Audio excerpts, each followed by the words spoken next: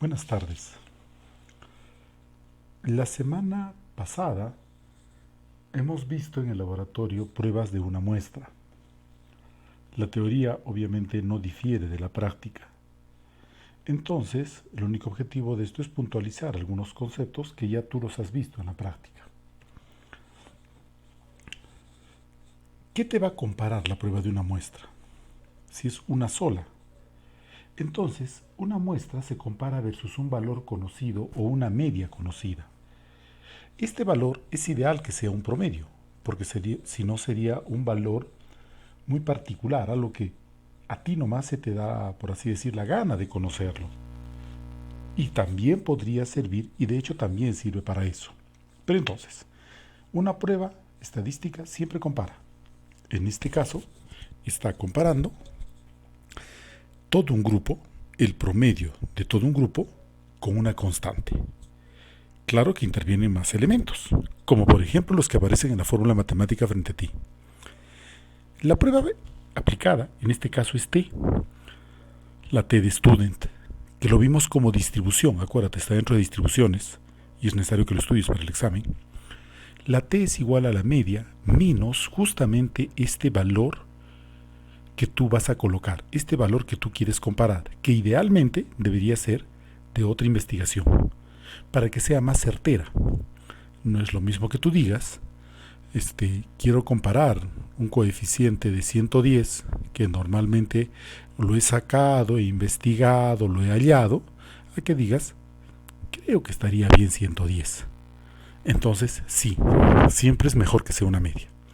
En el denominador puedes ver la S, que representa la desviación estándar, y el número de datos. Entonces, chicos, para hallar el T necesitas 4 elementos.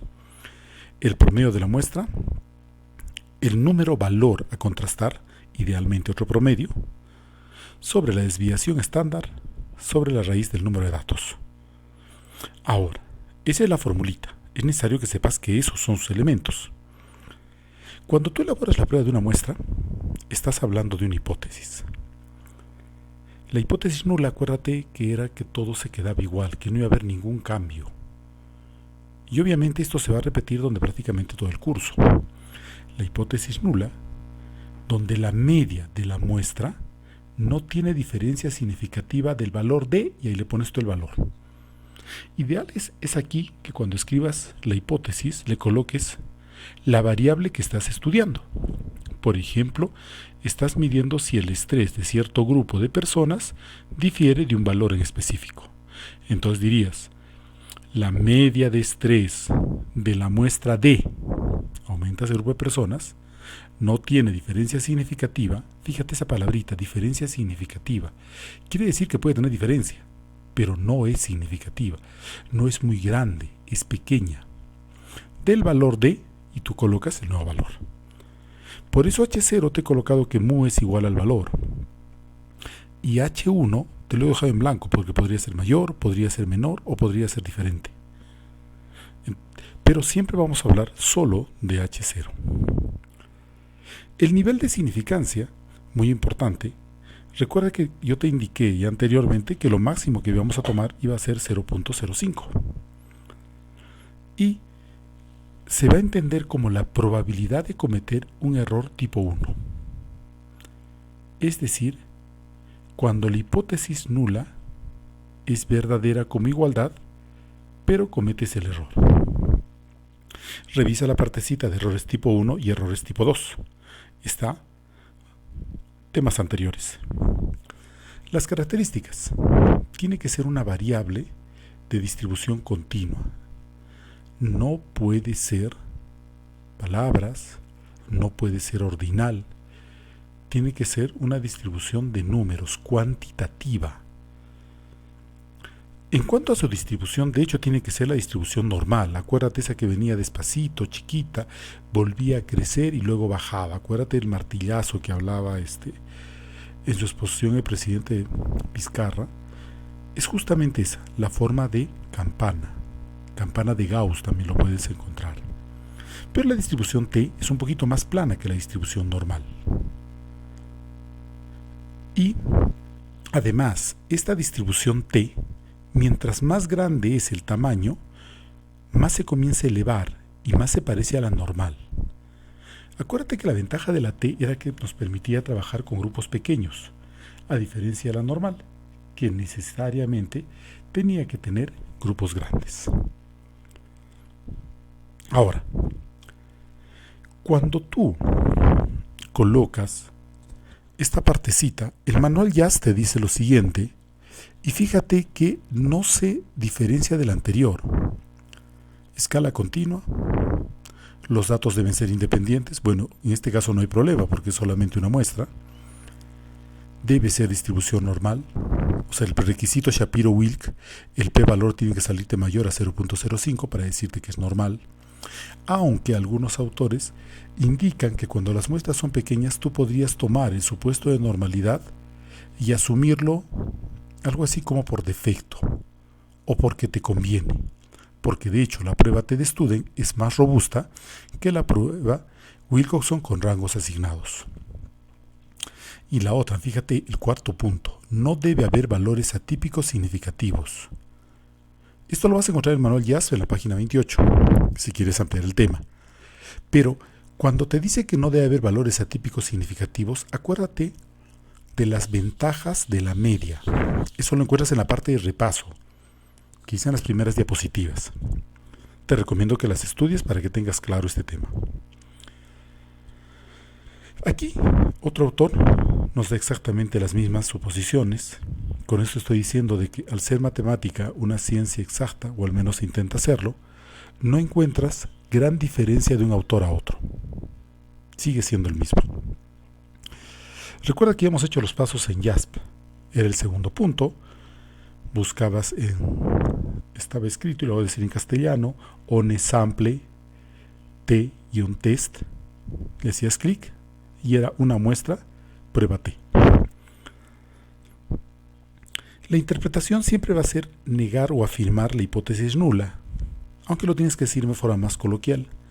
Los pacientes muestran una mejoría y una diferencia significativa entre las dos mediciones de indicas. Por ejemplo, la preterapia tenía una media de tanto.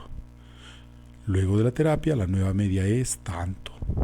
Por lo tanto, no existe una diferencia o sí existe. Es necesario que no solamente cuando hagas un informe real se quede con eso. Debes agregar todos los cuadros, sobre todo aparece la media y la desviación, si puedes interprétalas, y el gráfico que muchas veces te ayuda a entender a veces más que la misma tabla. Frente a ti tienes un ejemplo que habla sobre un costo previsto, que era de 220. Obviamente este 220 no es de un día, se entiende que ha sido después de mucho tiempo. Y el nuevo método intenta convencerlo de que es mejor, por lo tanto va a reducirlo. La hipótesis nula será que no hay diferencia entre el costo de 220 y el nuevo costo. La alternativa deberá ser que si hay una diferencia, y no solamente debe ser diferente, sino que ese promedio tiene que ser menor. La parte B te dice un comentario sobre la conclusión. Si H0 no puede rechazarse, significa que el nuevo método de fabricación no tiene diferencia significativa, acuerda esa palabrita, significativa de 220. Muy contrario al C, que cuando H0 puede rechazarse, entonces sí debe haber una diferencia significativa hacia arriba o hacia abajo. La prueba no paramétrica que aparece arriba, que es Wilcoxon con rangos asignados, te habla que es el promedio de rangos. ¿Cómo es el promedio de rangos? Tú tomas un grupo y lo ordenas de menos a más, de más chiquito a más grande. Luego, este grupito, de más chiquito a más grande, le asignas un valor. 1, 2, 3, 4, 5, 6, 7, 8. ¿Cuál es la ventaja de esto? Que el que es muy chiquito no tiene mucha diferencia con el que sigue porque le estás reasignando un número. A ver, imaginémonos que tienes un grupo muy heterogéneo, son dueños ustedes de unas chacras, y algunos son prácticamente de una huertita no más grande que el patio de tu casa, y algunos tienen una extensión donde prácticamente tienes que recorrerlo todo un día en automóvil. Si tomas dichos valores, entonces, al momento que tú sacar una media, sacar un promedio, una desviación, los datos te van a salir muy irregulares.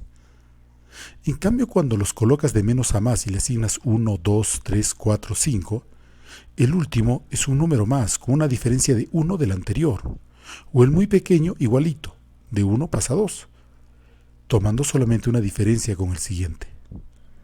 A eso se le llama rangos, a ordenarlos. Y eso es lo que utiliza Wilcox. Acuérdate que antes nos hablaban sobre los datos atípicos, los datos extremos, esos datos que no te permiten aplicar correctamente la media, o que aplicarla sería un error. Ahí entra Wilcox. Esta es la prueba. Utiliza la prueba Z, esta tablita de normalidad que la viste en matemática básica, que es igual a W, que es la suma de rangos, N1, que es el grupo 1, N2, que en este caso no hay, y son los únicos elementos que aparecen para dicha fórmula. La hipótesis nula, el H0, te he sacado de 4 autores, ¿ya? 3 de los cuales son H0, es de Lin, de Anderson, y el 7, que es de Triola, de la página 691. Creo que no aparece en la pantalla. Nos dice que no hay diferencia significativa entre la calificación de los dos sabores. En este caso están viendo sabores. El ejemplo de Lind. El de Anderson nos dice no hay diferencia entre las poblaciones, tienen la misma media. O sea, el valor buscado con el otro es lo mismo. A eso se refiere. Fíjate que la hipótesis, tanto en la prueba T como en la prueba Wilcoxon, prácticamente se formulan igual. Y siempre las H0 nos van a decir que no hay diferencia significativa. Por lo tanto, la H1 dirá que hay una diferencia significativa.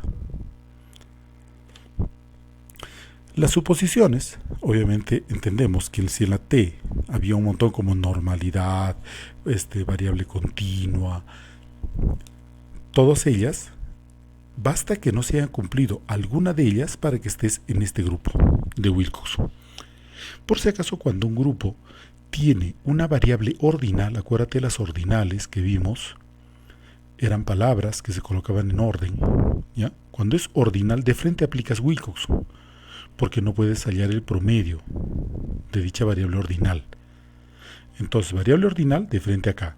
Recuerda que eso también lo dice en la parte final del manual JASP, donde hay esos mapas mentales, que te recomiendo los repases. El JASP se aplica lo mismo que con la prueba T, nada más que en lugar de hacerle luego de Shapiro-Wilk, si te indica normalidad T y si no te aplica, entonces aplicas Wilcox. La interpretación, igual que lo anterior, no hay ninguna diferencia, en serio. Si elaboras bien tu hipótesis nula, tu interpretación va a estar bien hecho porque tu único objetivo es aceptar o negar la hipótesis nula. No hay otro objetivo aquí. Los ejemplos sugeridos a investigar, tienes ahí el link, tienes algunos ejemplos, te recomiendo que los leas, si puedes hacerlos mejor. Sería como practicar la parte de laboratorio.